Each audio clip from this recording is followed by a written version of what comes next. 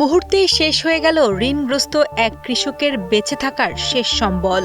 চোখের সামনে নিজের স্বপ্ন প্রায় ২ লাখ টাকার সম্পদ ছাই হতে দেখে দিশেহারা হয়ে পড়েছেন এই কৃষক।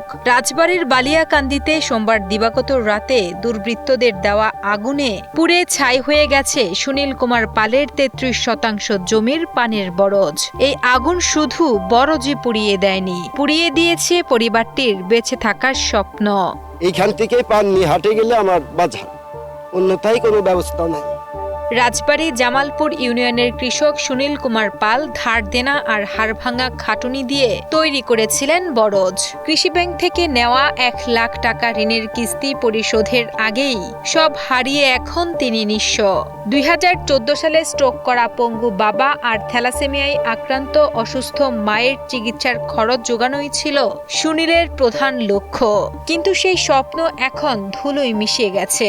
ছোট মেয়ের পড়াশোনা আর পরিবারের অন্য সংস্থান নিয়ে দেখা দিয়েছে চরম অনিশ্চয়তা। একমাত্র আয়ের উৎস হারিয়ে অসুস্থ মা রেখারানী পালের চোখে এখন জল।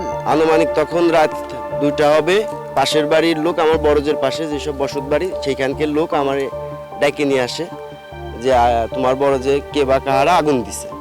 আমি তাদের সহযোগিতায় আসার পরে দেখি যে আমার সমস্ত বরজই পুড়ে গেছে এবং তাদের সহযোগিতায় এই পান বরজটা নিভাই। বাংলাদেশ কৃষি ব্যাংক থেকে গত বছর ১,২৫,০০০ টাকা লোন করে এই বরজটা আবার করি। আমার সংসারের একমাত্র উপার্জন পান বরজ, তাছাড়া আমার কোনো ইনকাম নেই। এখন সংসার যেভাবে চলবে এই তো চলবে। আমার ২ মাস ৩ মাস পর ৩ ভাগ করে রক্ত লাগে, খালি আমার কিডনি 2টি ভালো আছে।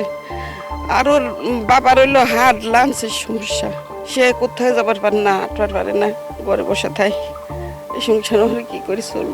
বালিয়াকান্দিতে প্রায় ৩২ হেক্টর জমিতে পান চাষ হলেও প্রতি বছরই দুর্বৃত্তদের এমন অগ্নিসংযোগের ঘটনায় আতঙ্কিত স্থানীয় চাষিরা। নেক্কারজনক এই ঘটনায় উপসহকারী কৃষি কর্মকর্তা মোহাম্মদ আকরাম শেখ সুষ্ঠু তদন্ত করে অপরাধীদের দৃষ্টান্তমূলক শাস্তির দাবি জানান। জামালপুর ইউনিয়নের জামালপুর ব্লকে আমাদের এখানে ৩২ হেক্টর পানের বরজ আছে। এই প্রতি বছরই আমাদের কোথাও না কোথাও এই সমস্যাগুলো আমরা আসলে দেখছি যে আক্রান্ত হচ্ছে কৃষকরা। এক ধরনের একটা কুচক্রী মহল এই ঘটনাগুলো ঘটছে, এতে কৃষকরা আর্থিকভাবে ক্ষতি হচ্ছে এবং দেশের অর্থনীতিতেও একটা বড় ধরনের ক্ষতি। তো এখানে একজন কৃষক, তাকে যথেষ্ট ক্ষতি হয়েছে। আসলে আমার মনে হয় যে এর একটা সুষ্ঠু তদন্ত করে প্রশাসনের উচিত একটা প্রয়োজনীয় পদক্ষেপ নেওয়া উচিত এবং আমরা যতদূর আমার ঊর্ধ্বতন কর্মকর্তাকে জানিয়েছি এবং আমাদের তরফ থেকে যতটুকু সহযোগিতা করার জন্য আমরা সার্বিক সহযোগিতা করব।